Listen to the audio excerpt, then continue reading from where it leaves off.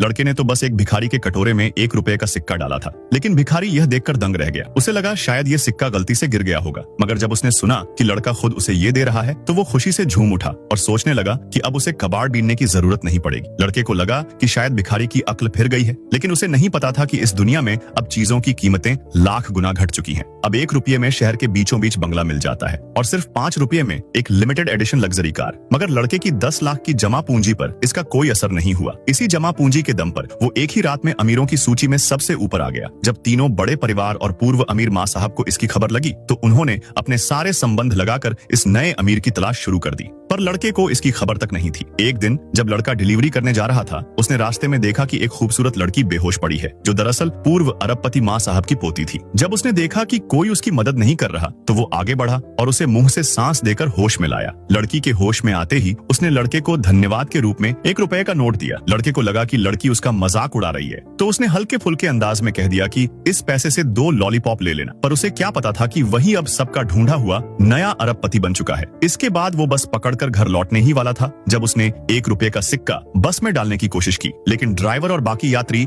यह देखकर हैरान रह गए। सबको ऐसा लग रहा था जैसे वो कुछ बहुत कीमती चीज दिखा रहा हो जो अब आम नहीं रही। कुछ ने उसकी नीयत पर शक जताया तो कुछ ने इसे दिखावा कहा। ड्राइवर ने उसे उतार दिया क्योंकि उसे ऐसे अमीरों से चिढ़ थी जो छोटी चीजों को लेकर घमंड करते हैं। लड़का कुछ समझ नहीं पाया कि आखिर उसका कसूर क्या है। इसके बाद वो पैदल बैंक पहुंचा और सोचा कि सारे सिक्के अकाउंट में जमा करा देगा, लेकिन मशीन ने काम नहीं किया और उसे काउंटर की तरफ भेज दिया गया। जैसे ही वो हॉल में पहुंचा, उसकी जेब से 100 रुपए का एक नोट गिरा और बैंक मैनेजर की नजर उस पर पड़ गई। उसने आज तक इतनी बड़ी रकम का नोट नहीं देखा था। जब उसने सुना कि लड़का 300 रुपए का लेन देन करने आया है तो उसने तुरंत सिक्योरिटी को बुलाकर बैंक सील करवा दिया और खुद बैंक मालिक भी उसे सेवा देने आ गया। यहाँ तक कि 3 सुंदर लड़कियों को पैसे देने के लिए बुला लिया गया। लेकिन जैसे ही लड़का वहाँ से निकला, मैनेजर भागता हुआ बैंक के मालिक के पास गया और बोला, यही है वो लड़का जिसे हम ढूंढ रहे थे, वही अरबपति फू लिंचुआन। मालिक सुनते ही जोश में बाहर भागा, लेकिन तब तक लड़के को उसके दोस्तों ने होटल में खाने के लिए बुला लिया था।